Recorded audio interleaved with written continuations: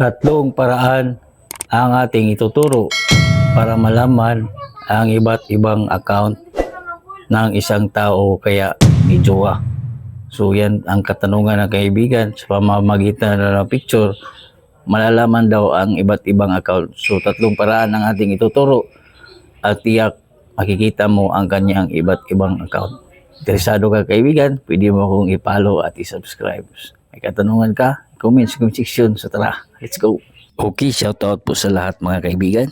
Pag-comment naman kung taga-saan ka kaibigan para malaman natin kung saan mahabot ang ating video. Kung may nais kang malaman kaibigan, i-comment mo lang sa comment section at susubukan po natin ang gawa ng video. So, ganitong gawin, i-open mo lang ang Chrome ng iyong phone, Chrome browser.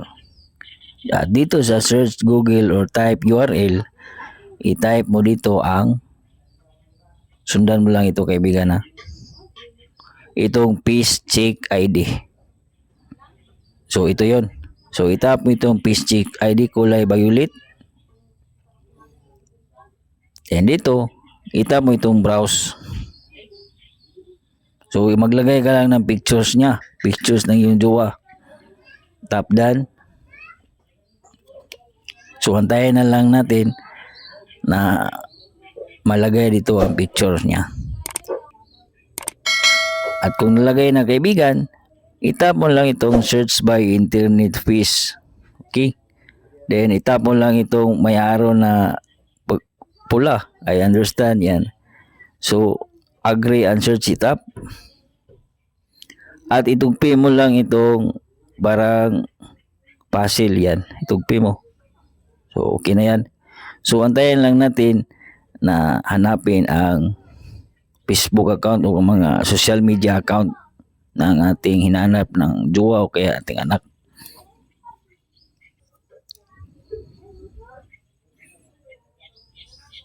So ayan. So lalabas dito ang mga social media account ng iyong jowa. Ito yung social media account ko kaibigan. May TikTok, YouTube, may Instagram, may Facebook, may YouTube. So lalabas talaga dito kaibigan. At kung hindi naman pictures, wala naman ditong lalabas kasi nga hindi gumagamit si jowa ng picture, ay ganito ang iyong gawin. So mag-back lang tayo. At dito, i-open mo lang ang iyong Facebook account. At ngayon, subukan mo itong i-log out ang iyong Facebook account. So i-log out lang natin ang ating Facebook account. At dito, itap natin itong use another profile. Ilagay lang natin dito yung phone number ng ni jowa o kaya ng isang tao.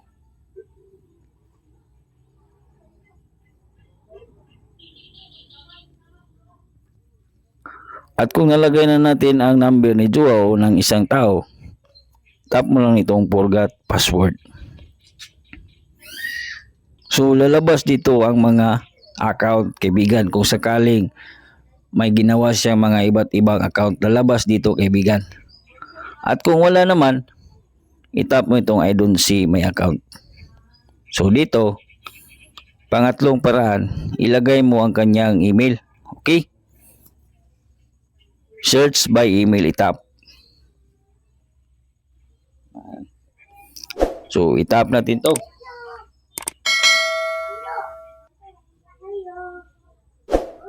Yan. So pag nalagay mo na ang kanyang email, then continue, tap continue.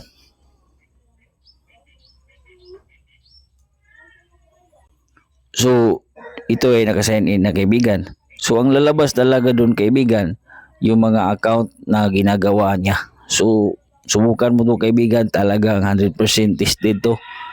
Legit na tutorial. Ito, i-share mo din sa iba para malaman din nila ang mga nakatagong accounts o mga dami accounts ng kanilang jowa o kaya ng kanilang partner. Huwag kalimutan i-share ang videos na dahil ng kalaman ni Game and God bless sa lahat.